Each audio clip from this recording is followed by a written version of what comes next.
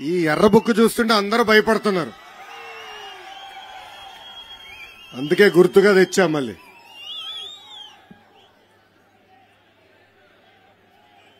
వేదికమైన పెద్దలందరికీ పేరు పేరున నా హృదయపూర్వక నమస్కారాలు.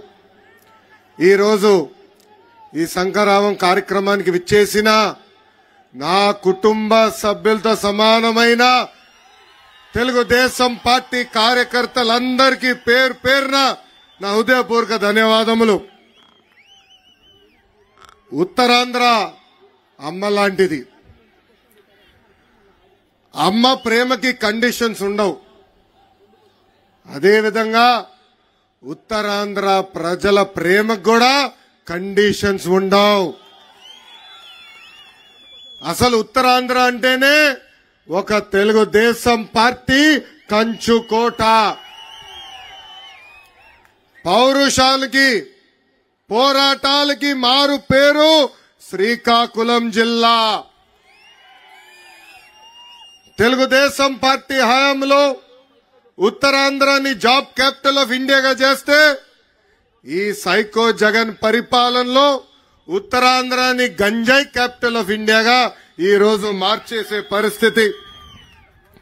అసలు ఉత్తరాంధ్ర ఊపే వేరు.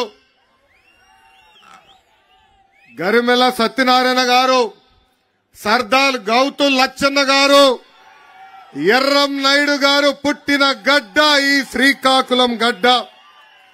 ఇలాంటి గొప్ప నేలపై ఈరోజు ఈ శంఖారావం యాత్ర ప్రారంభిస్తాం. నా అదృష్టంగా భావిస్తున్నా. ఈరోజు జగన్ సభ చూస్తుంటే నాకు కొంచెం నవ్వు వస్తుందండి. పదే పదే సిద్ధం సిద్ధం సిద్ధం అంటాడు. దేనికయ్యా సిద్ధం? జైలుకి వెళ్లేదానికి సిద్ధం. జైలుకు పంపించేదానికి మీరు సిద్ధమా అని ప్రజలందరూ నేను అడుగుతున్నా. బీసీ బిడ్డ అమర్నాథ్ గౌడ్ లాంటి అనేక మంది చంపేదానికి మీరు సిద్ధమా అని ఈ జగన్ నేను ప్రశ్నిస్తున్నా. ఒక దళిత గలం డాక్టర్ సుధాకర్ లాంటి అనేక దళితులు చంపేదానికి మీరు సిద్ధమా అని ఈ సభాముఖంగా ప్రశ్నిస్తున్నా. మైనారిటీ బాలిక మిస్బాని ఎలా చంపారో అలా మైనారిటీలు చంపేదానికి మీరు సిద్ధమా అని ఈ సభాముఖంగా సైకో జగన్ నేను ప్రశ్నిస్తున్నా. కింద నుంచి తమ్ముడు కూడా అంటున్నాడు, సొంత బాబాయిని లేపేశాడు, ఇంకా ఎంతమంది కుటుంబ సభ్యులను లేపేసేదానికి సిద్ధమా అని ఈ జగన్ నేను సూటిగా ప్రశ్నిస్తున్నా.